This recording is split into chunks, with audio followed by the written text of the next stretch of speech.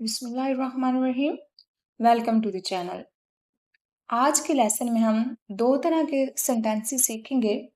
सबसे पहले तो हम ऐसे सेंटेंसेस सीखेंगे जब हमें कभी बोलना हो मानो या ना मानो ये सच है, मानो या ना मानो मैं घर पर था, मानो या ना मानो मैंने ये नहीं किया, मानो या ना मानो वो शादीशुदा है।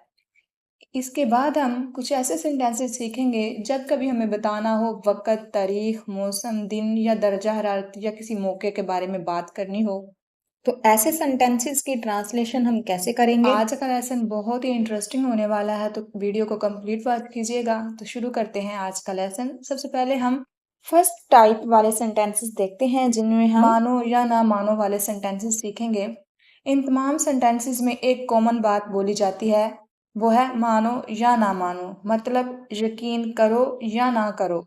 ऐसे ही हम इन्हें इंग्लिश में ऐसे बोलेंगे, बिलीव इट और नॉट। मानो या ना मानो, बिलीव इट और नॉट, यकीन करो या ना करो।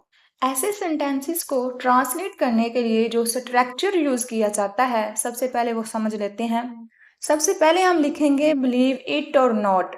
उसके बाद सेंटेंस जो भी जिस तरह का भी होगा, जिस टेंस में भी होगा, उसी में हम उसको ट्रांसलेट करके अटैच कर देंगे। ठीक है, तो शुरू करते हैं। फर्स्ट एग्जाम्पल है मानो या ना मानो ये सच है।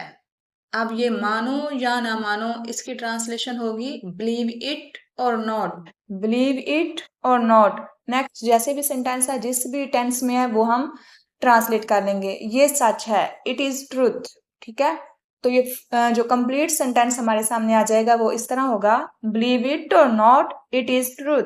मानो या ना मानो ये सच है, बिलीव इट और नॉट, इट इज ट्रूथ।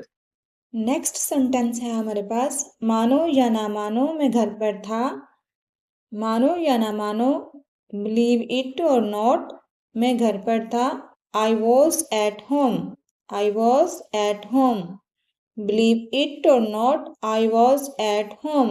मानो या ना मानो मैं घर पर था। नेक्स्ट एग्जाम्पल है मानो या ना मानो मैंने नहीं किया। कोई भी काम जब हम बोलते हैं कि हमने नहीं किया, तो हम ऐसे ही बोलते हैं मानो या ना मानो मैंने नहीं किया, बिलीव इट और not, I did not do it, believe it और not, I didn't do it. ठीक है, नेक्स्ट एग्जाम्पल है मानो या ना मानो वो शादीशुदा है, बिलीव इट और नॉट शी इज मैरिड। मानो या ना मानो वो शादीशुदा है, बिलीव इट और नॉट शी इज मैरिड। मानो या ना मानो मैंने नहीं कहा।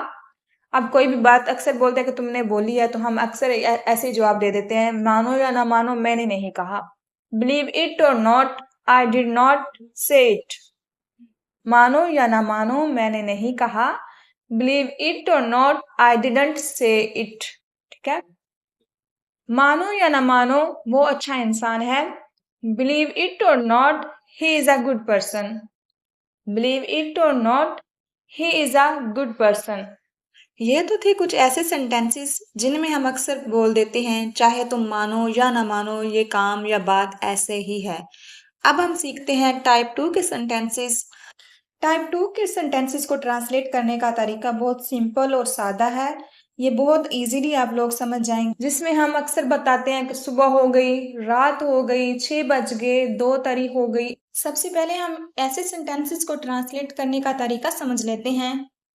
इन तमाम सेंटेंसेस को ट्रांसलेट करने के लिए इट्स का यूज किया जाता है। इट्स के बाद जो भी टाइम होगा, पार्ट ऑफ डे का, अगर डे की बात होगी तो वो लिख देंगे, डेट की बात होगी, वेदर की बात होगी, कंडीशन की, या किसी भी मौके की, इवेंट की, वो सारा हम उसके बाद लिख देंगे। ठीक है, और इनमें जो है सबसे पहले हम इट्स का यूज करेंगे।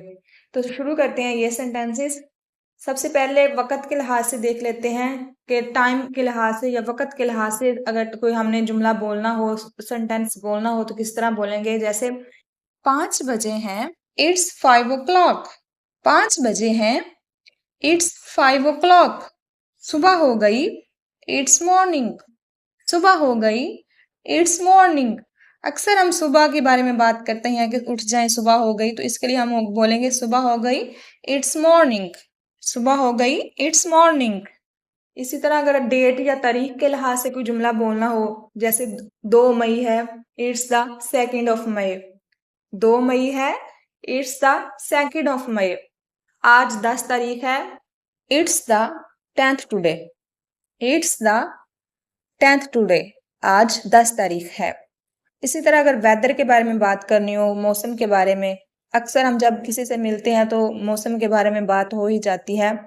जैसे बारिश हो रही है, इट्स रेनिंग। बारिश हो रही है, इट्स रेनिंग। आज सर्दी है, इट्स कोल्ड टुडे। आज सर्दी है, इट्स कोल्ड टुडे। अगर दिन के बारे में बात करनी हो, जैसे आज कौन सा दिन है, पीर है, ट्यूसडे है, तो इसके बारे में हम अगर बात करनी हो डेज के बारे में, तो किस तरह बोलेंगे? आज पीर है, इट्स मंडे। आज पीर है, इट्स मंडे। वीकेंड है, इट्स वीकेंड। वीकेंड है, इट्स वीकेंड। इसी तरह अगर मौसम के दर्जा हरारत पे बात करनी हो, यानी कि टेम्परेचर पे, जैसे बाहर गर्मी है, तो इसके लिए हम बोलेंगे इट्स हॉट आउटसाइड। बाहर गर्मी है, इट्स हॉट आउटसाइड। बहुत ठंड है, इट्स फ्रीजिंग। बहुत ठंड है, इट्स फ्रीजिंग। इसी तरह जब कभी हमें बात करनी हो किसी इवेंट के बारे में, तो ऐसे सेंटेंसेस की भी ट्रांसलेशन हम सेम ऐसी मेथड से करेंगे। जैसे मेरी सालगिरह है, इट्स माई बर्थडे। इसी तरह छुट्टी है, आज छुट्टी है, या अक्सर हम ऐसे शॉर्ट वर्ड में बोल देते हैं छुट्टी है, तो इसकी ट्रांसलेशन होगी इट्स हॉलीडे। छुट्टी है, इट्स हॉलीडे। बिल्कुल इसी तरह अगर हमें जब कभी माहौल के बारे में बात करनी हो, जज्बात के बारे में, मूड, इन्वायरमेंट के बारे में, तो इसके लिए भी हम सेम ऐसे ही ट्रांसलेट करेंगे सेंटेंसेस को।